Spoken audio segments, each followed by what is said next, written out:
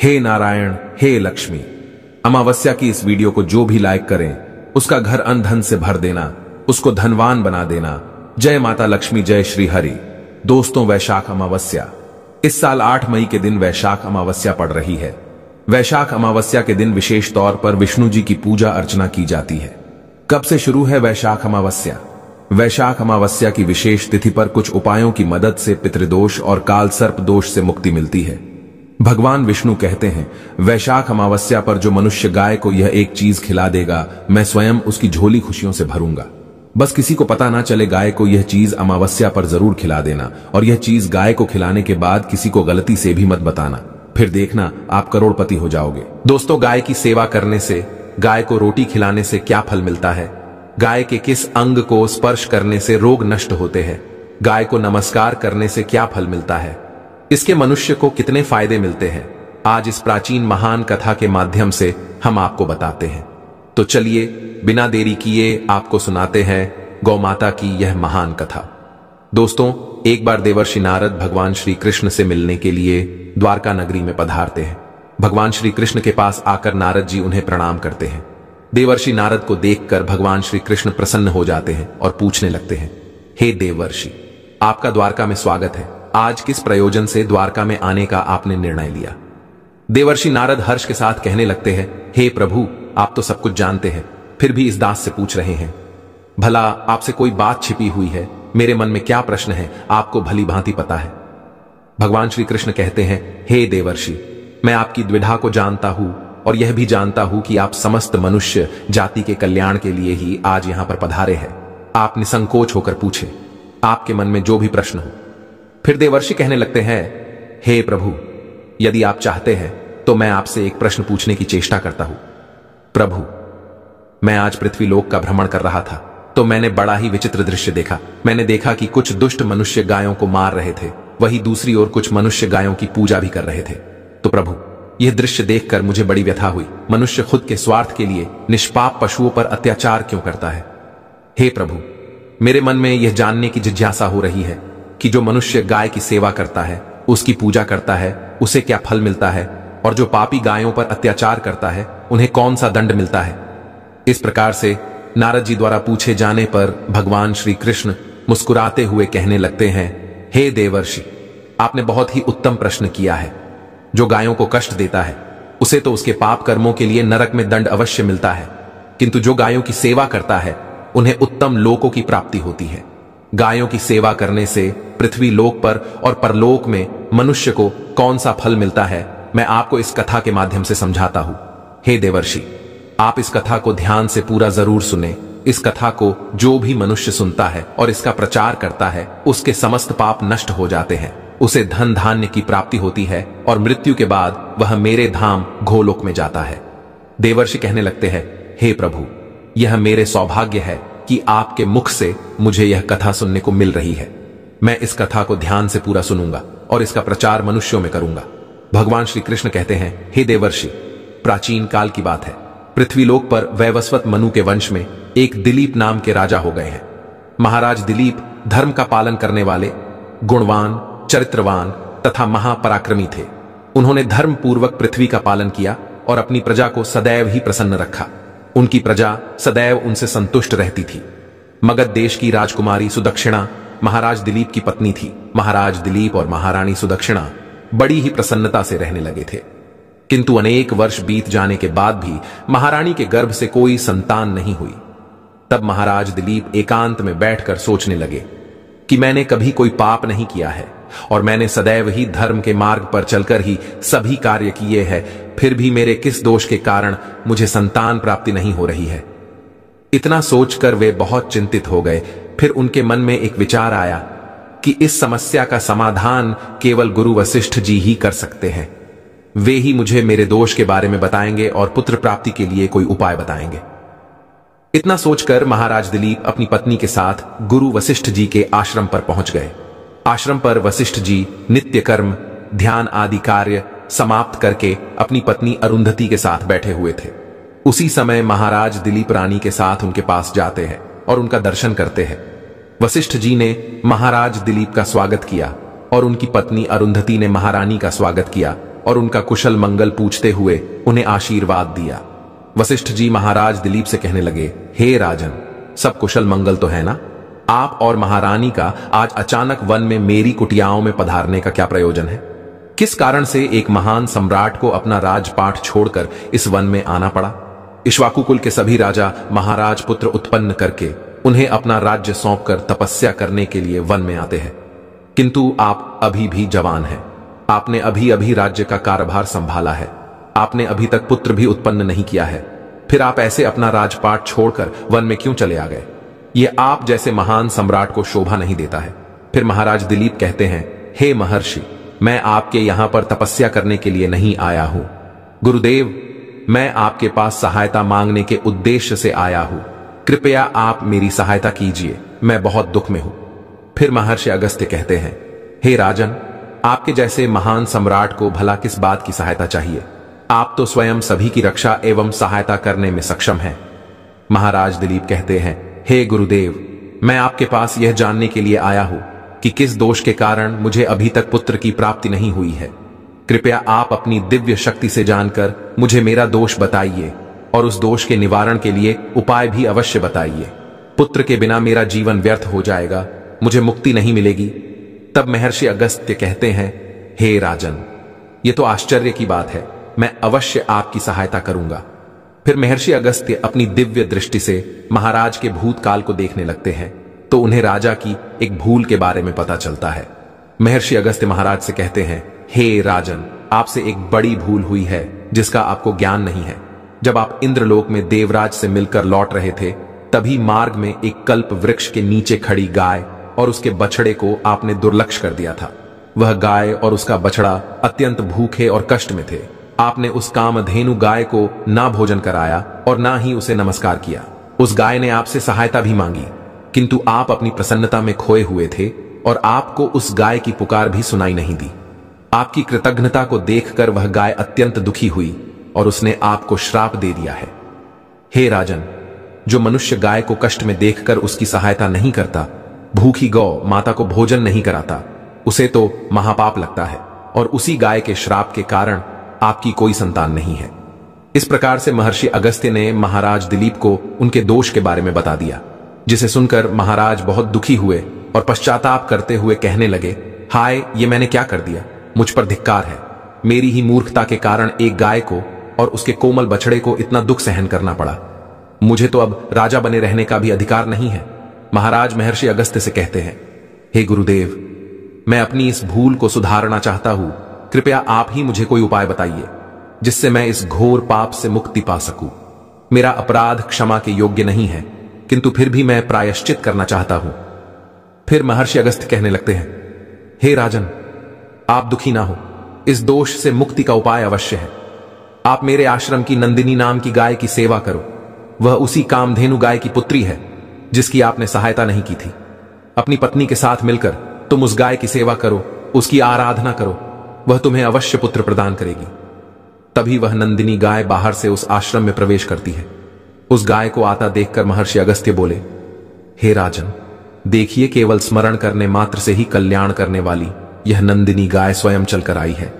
आप भाग्यशाली हैं, यह गाय निश्चित ही आपके दुख दूर करेगी। आप वन में इस नंदिनी गाय के पीछे पीछे चलकर इसकी सेवा करो, जंगल में रहने वाले हिंस्र पशुओं से इसकी रक्षा करो और आश्रम में लौट आने पर रानी सुदक्षिणा इस गाय की सेवा करे। इससे प्रसन्न होकर यह गाय तुम्हें निश्चित ही पुत्र प्रदान करेगी। फिर महाराज दिलीप ने ऐसा ही करने का वचन दिया और फिर दूसरे दिन सुबह महारानी ने गाय की पूजा की और महाराज उस गाय को चराने के लिए वन में लेकर गए। जब वह गाय चलने लगती तो महाराज उसके पीछे पीछे चलते, इधर उधर से हरी हरी घास लाकर उस गाय को खिलाने लगते। जब वह गाय किसी वृक्ष के नीचे बैठती तो महाराज भी उसके साथ बैठकर विश्राम करते। महाराज उस गाय के शरीर से डांस और मच्छरों को हटाते और अपने हाथों से उसके मस्तक को सहलाते। इस प्रकार से महाराज उस गाय की सेवा में लगे रहे। जब शाम हुई तो महाराज उस गाय के साथ आश्रम में लौट आए। आश्रम में पहुंचते ही उस गाय ने अपने खुरों से महाराज पर धूल उड़ाई, जिससे महाराज का शरीर पवित्र हो गया और उसके सभी पाप नष्ट हो गए। फिर महारानी सुदक्षिणा ने आगे आकर नंदिनी की अगवानी की और विधिपूर्वक उस गाय का पूजन किया तथा बारंबार उसके चरणों में मस्तक झुकाया। फिर उस गाय की प्रदक्षिणा करके हाथ जोड़कर वह उसके आगे खड़ी हो गई। फिर उस गाय ने उस रानी की पूजा को स्वीकार किया और रानी पर अपनी दृष्टि डालकर उसके सभी दोष समाप्त कर दिए। गाय की दृष्टि पड़ते ही रानी अत्यंत पवित्र हो गई। इस प्रकार से महाराज दिलीप को उस नंदिनी गाय की सेवा करते हुए 20 दिन बीत गए। फिर 21वें दिन महाराज जब गाय को लेकर वन चले गए तो वह गाय चरते चरते हिमालय पर्वत पर चली गई और महाराज भी उसके पीछे पीछे चले गए। वहां उस पर्वत पर खड़े होकर महाराज उस हिमालय पर्वत की सुंदरता को निहार रहे थे। इतने में ही एक शेर ने आकर उस नंदिनी गाय को बलपूर्वक दबोच लिया। राजा को उस शेर के आने की आहट तक नहीं हुई। उस शेर के चंगुल में फंसी नंदिनी ने दयनीय स्वर से बड़े जोर से चीत्कार किया, हे महाराज मेरी रक्षा करो, हे महाराज मेरी रक्षा करो। जैसे ही महाराज ने उस गाय की पुकार सुनी तो उन्होंने देखा कि एक भयंकर शेर ने उस गाय को दबोच लिया है और उस गाय की आंखों से आंसुओं की धारा बह रही है, जिसे देखकर महाराज व्यथित हो उठे और उन्होंने तुरंत ही अपना बाण निकाला और धनुष की डोरी पर रखा और उस शेर को मारने के लिए प्रत्यंचा खींची। उसी समय उस शेर ने महाराज की तरफ देखा। उस शेर की दृष्टि पड़ते ही महाराज का शरीर स्तब्ध हो गया, उनकी शक्ति क्षीण हो गई, उनका सारा बल नष्ट हो गया। अब उनके अंदर उस बाण को छोड़ने की भी शक्ति नहीं रही। फिर वह शेर उस महाराज से बोलने लगा, हे राजन, मेरे ऊपर प्रहार करना तुम्हारे बस की बात नहीं है, क्योंकि भगवान शिव मेरी ही पीठ पर पैर रखकर नंदी पर बैठते हैं। इसीलिए तुम मुझे मारने की चेष्टा मत करो और यहां से लौट जाओ। विधाता ने इस गाय को आज मेरा ग्रास नियुक्त किया है, इसीलिए तुम इसमें दखल मत दो। मैं जानता हूं तुम सूर्य वंश में जन्मे हुए राजा दिलीप हो। इस हिमालय पर्वत पर भगवान शिव की बड़ी माया फैली हुई है, इसीलिए तुम तुरंत ही यहां से निकल जाओ। फिर महाराज बोलने लगे, हे मृगराज, कृपया आप इस गाय को ना मारे। यह महर्षि वशिष्ठ जी की संपूर्ण मनोरथों को पूर्ण करने वाली नंदिनी गाय है। इसकी हत्या करने पर तुम्हें महापाप लगेगा। गुरुदेव ने मुझे इस गाय की रक्षा और सेवा करने का आदेश दिया है। इस गाय का एक बछड़ा भी है जो घर पर इसकी राह देख रहा है। मैं इस गाय को मरने के लिए छोड़कर नहीं जा सकता। तुम भगवान शिव के सेवक हो, इसीलिए तुम्हारे हाथ से इस गाय को छुड़ाना मेरे लिए असंभव है। इसीलिए हे मृगराज, मेरी आपसे विनती है कि आप इस गाय को जीवन दान दो। इस गाय के बदले में मैं तुम्हें अपना शरीर समर्पित करता हूं, जिससे तुम्हारी भूख भी शांत हो जाएगी और इस गाय की रक्षा भी हो जाएगी और मेरे वचन का पालन भी हो जाएगा। साथ ही गौ रक्षा के लिए प्राण त्यागने से मुझे उत्तम गति की प्राप्ति होगी। इतना कहकर महाराज उस शेर के सामने हाथ जोड़कर बैठ गए और आंखें बंद की। फिर अचानक से उस राजा के कानों में स्वर पड़े, बेटा उठो, मैं तुम्हारी सेवा से अत्यंत प्रसन्न हूं। यह सुनकर महाराज उठ खड़े हुए और उन्होंने अपने सामने उस गाय को देखा और वह शेर कहीं दिखाई नहीं दे रहा था। तब वह नंदिनी गाय राजा दिलीप से कहने लगी, हे राजन, मैंने ही अपनी माया से शेर का रूप धारण करके तुम्हारी परीक्षा ली है। यमराज भी मुझे पकड़ने का विचार नहीं कर सकते। मेरी रक्षा के लिए तुम अपने प्राण देने के लिए तैयार थे, इसीलिए मैं तुम पर बहुत प्रसन्न हूं। अब तुम मुझे वरदान मांगो, जो तुम्हारी मनोकामना है वह कहो, मैं अवश्य पूर्ण करूंगी। महाराज दिलीप कहते हैं, हे गौ माता, मेरे मन में जो इच्छा है आप वह अवश्य जानती होंगी। कृपया मुझे पुत्र प्रदान कीजिए, मेरी यही कामना है। फिर उस नंदिनी गाय ने कहा, हे बेटा, तुम पत्ते के द्रोण में मेरा दूध लेकर उसका पान करो, इससे तुम्हें अत्यंत बुद्धिमान और गुणवान पुत्र की प्राप्ति होगी। महाराज दिलीप कहने लगे, हे माता, इस समय पर मैं आपके मधुर वचन सुनकर ही तृप्त हो चुका हूं। अब आप मेरे साथ आश्रम पर चलिए और मैं आपकी पूजा आराधना करके तथा मेरे अनुष्ठान को पूरा करके आपके अमृत समान दूध का पान करता हूं। उसके बाद महाराज दिलीप उस गाय को लेकर आश्रम चले गए। आश्रम में पहुंचने पर महारानी सुदक्षिणा ने आगे आकर उस गाय का पूजन किया। तब उस गाय ने कहा, हे महारानी, आप मेरी पीठ को स्पर्श करें, इससे आपको अत्यंत गुणवान, बलवान और विद्वान पुत्र की प्राप्ति होगी। फिर महारानी ने गाय की पीठ को स्पर्श किया। महाराज और महारानी ने उस गाय की विधिवत पूजा आराधना की और उनके अमृत के समान दूध को प्रसाद समझकर ग्रहण किया। उन दोनों की प्रसन्नता देखकर महर्षि वशिष्ठ कहने लगे, हे राजन, अब यह गाय तुम दोनों पर प्रसन्न है, तुम्हारी मनोकामना अवश्य पूर्ण होगी। जो भी मनुष्य गाय की सेवा करता है, उसे भोजन कराता है, उसकी प्रदक्षिणा करता है, उसके सभी मनोरथ सफल होते हैं। जो भी गाय की रक्षा करता है, उसकी कभी दुर्गति नहीं होती है। मृत्यु के बाद वह गोलोक में जाता है और भगवान श्री कृष्ण के साक्षात दर्शन करने का सौभाग्य उसे प्राप्त होता है। जो श्रद्धा पूर्वक गाय का दूध पीता है, वह सभी रोगों से दूर रहता है। जो गाय की पीठ पर जो कुबड़ होता है उसे स्पर्श कर लेता है, उसके सभी दोष और पाप नष्ट हो जाते हैं। जो गाय का दान करता है वह वैतरणी नदी को गाय की पूंछ पकड़कर पार कर लेता है। जो स्त्री रोज गाय को रोटी खिलाती है वह सौभाग्यशाली बन जाती है। गाय समस्त पापों का नाश करने वाली और सभी मनोरथों को पूर्ण करने वाली है। अतः सदैव इसका रक्षण, पूजन तथा इसे भोजन कराना चाहिए। इतना करने से ही मनुष्य सभी ऐश्वर्यों को प्राप्त कर लेता है, उसकी दरिद्रता समाप्त हो जाती है। फिर भगवान श्री कृष्ण कहते हैं, हे देवर्षि, इस प्रकार से महाराज दिलीप द्वारा गाय की सेवा करने से उन्हें एक पुत्र की प्राप्ति हुई, जिसका नाम रघु रखा गया, जिसके नाम से इस पृथ्वी पर सूर्य वंश की ख्याति हुई और बाद में उसका वंश रघुवंश नाम से प्रसिद्ध हुआ। तो दोस्तों, आप भी नित्य गाय की सेवा करें, रोज गाय को रोटी खिलाएं, गाय की रक्षा करें। आपको यह कथा कैसी लगी कमेंट करके जरूर। पूरा वीडियो देखना बहुत ही महत्वपूर्ण वीडियो है, आपके लिए लाभकारी वीडियो है क्या दोस्तों। वीडियो का सबसे पहले तो आपसे रिक्वेस्ट करते हैं, भगवान विष्णु जी और माता लक्ष्मी के सच्चे भक्त वीडियो को लाइक कर देना और सच्चे दिल से कमेंट बॉक्स में जय श्री विष्णु, जय महालक्ष्मी, जय गौ माता जरूर लिख देना। जैसे आपकी समस्त मनोकामनाएं पूर्ण हो जाएं और ज्यादा से ज्यादा वीडियो को अपने दोस्तों में शेयर जरूर करना। चलिए शुरू करते हैं। कौन कौन से गाय से जुड़े उपाय। दोस्तों, सनातन परंपरा में गाय गंगा और गया तरी का बहुत ज्यादा धार्मिक महत्व है। मान्यता है कि माता के पर 33 कोटि देवी देवताओं का वास होता गौ माता की सेवा एवं पूजा करने वाले जातक पर इन सभी देवी देवताओं की कृपा बरसती है। गौ सेवा से न सिर्फ इस जन्म के बल्कि पूर्व जन्म के भी दोष दूर हो जाते हैं। प्रत्येक सुबह जब आपके घर में भोजन बना प्रारंभ हो तो सबसे पहले बनाई गई रोटी को आप गौ माता के नाम से निकाल दें और भोजन करने से पूर्व गौ माता को इस रोटी को खिलाएं। यदि संभव तो काली गाय को खिलाएं, यदि काली गाय न मिले तो सफेद गाय को भी हिला सकते हैं। प्रत्येक ऊर्जा और मांगलिक कार्य में गौ माता या उनसे जुड़ी चीजें जैसे गाय का गोबर, गोमूत्र, गाय का दूध अथवा गाय के दूध से बना भी जरूर शामिल करें, इससे आपको उन्हें की प्राप्ति होगी।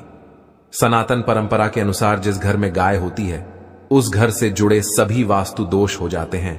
किसी भी पूजा में गाय से हासिल 5 मई युक्त प्रथा का उपयोग जरूर शामिल करें, क्योंकि पंचम के बिना कोई भी पूजा पाठ और हवन सफल नहीं होता।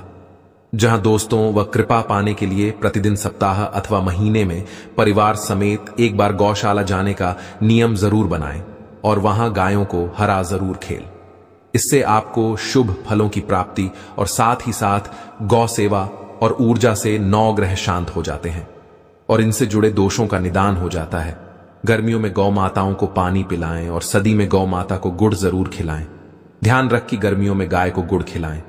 अनेक देवी देवताओं को अपने शरीर पर धारण करने वाली गौ माता से जुड़े कई शुभ और अशुभ संकेत भी होते हैं।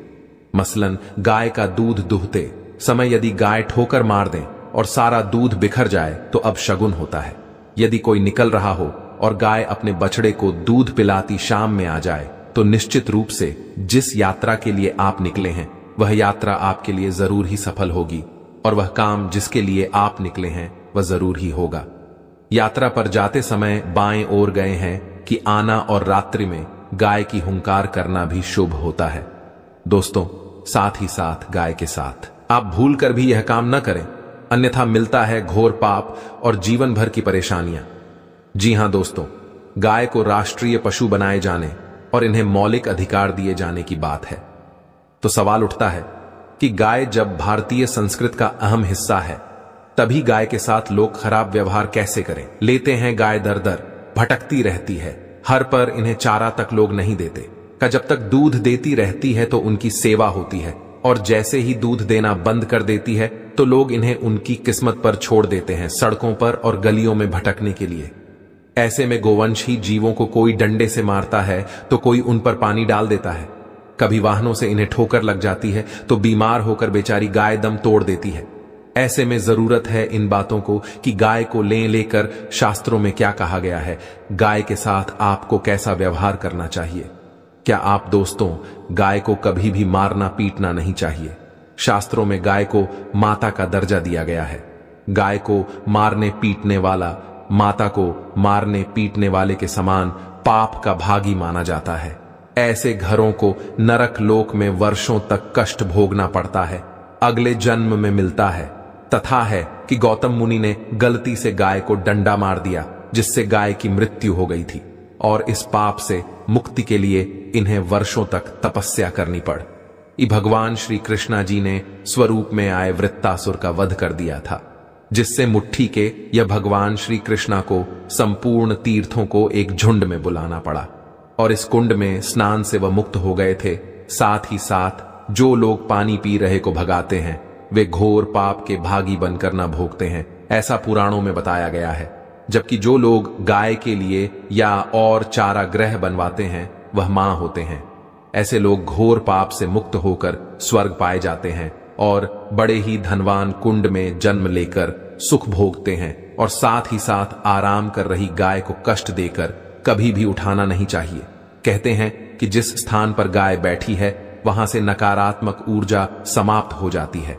गाय के बैठने की जगह को जो लोग नियमित साफ रखते हैं, वे पूर्व जन्म में किए गए जाने अनजाने में पापों से मुक्ति हो जाते हैं और गोलोक में स्थान पाते हैं।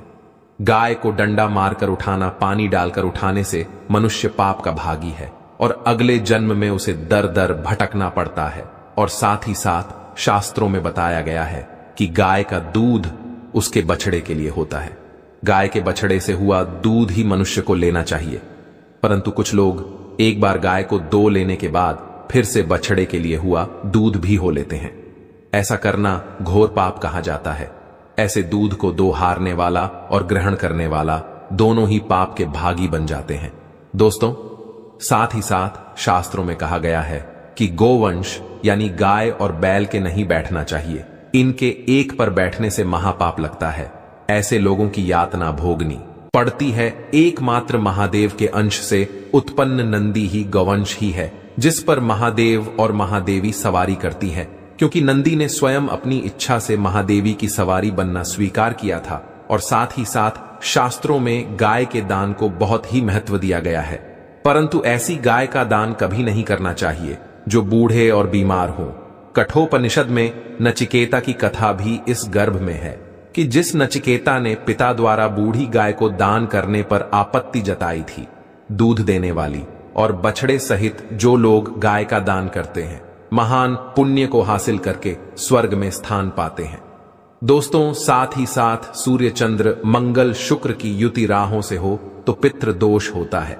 यह भी मान है कि सूर्य का संबंध पिता से एवं मंगल का संबंध रक्त से होने के कारण सूर्य यदि शनि राहु या केतु के साथ स्थित हो या दृष्टि संबंधी हो तथा मंगल की युति राहु या केतु से हो तो पितृ दोष होता है। इस दोष से जीवन संघर्षमय बन जाता है। यदि पितृ दोष हो तो गाय को प्रतिदिन या किसी भी एकादशी, कोई किसी पूर्णिमा के दिन या अमावस्या को रोटी गुड़ चारा आदि खिलाने से पितृदोष समाप्त हो जाता है। साथ ही साथ देसी गाय की पीठ पर जो खुद को बड़ा होता है वह बृहस्पति गुरु है।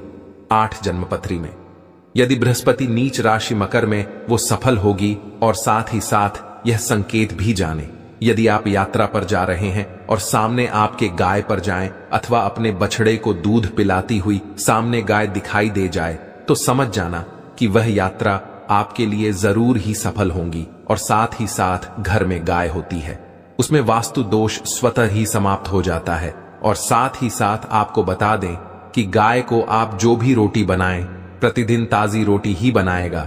अगर आपने रोटी बनाई है तो कोशिश करें कि उस रोटी को आप तुरंत ही गाय को दे दें।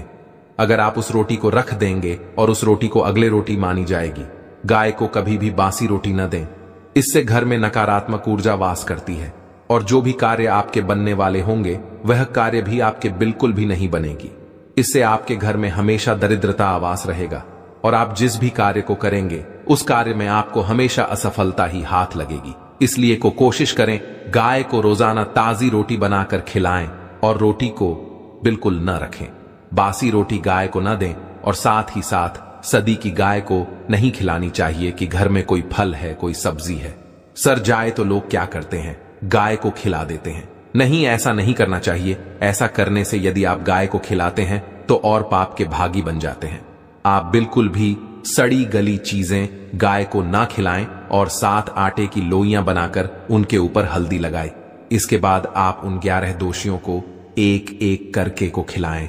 प्रत्येक लोई को खिलाते समय गाय के सींग हो पर हाथ फेरें, पीठ पर हाथ फेरा, मस्तक पर हाथ फेरा। माता कहा कि आप चरण के स्पर्श करें। जहां दोस्तों ऐसा करने से आपके समस्त कार्य बनने लगेंगे। जो दुख का समय चल रहा है वह भी समाप्त होगा। आपके जीवन में खुशियां ही खुशियां होंगी। और एक बार आप 7 बार गाय की परिक्रमा भी कर लें तो आपके समस्त कार्य पूर्ण होंगे। साथ ही साथ आप गाय को जब भी रोटी दे, रोटी पर या तो आप थोड़ी हल्दी लगा लें या थोड़ा गुड़ रख लें, तब गाय को खिलाएं।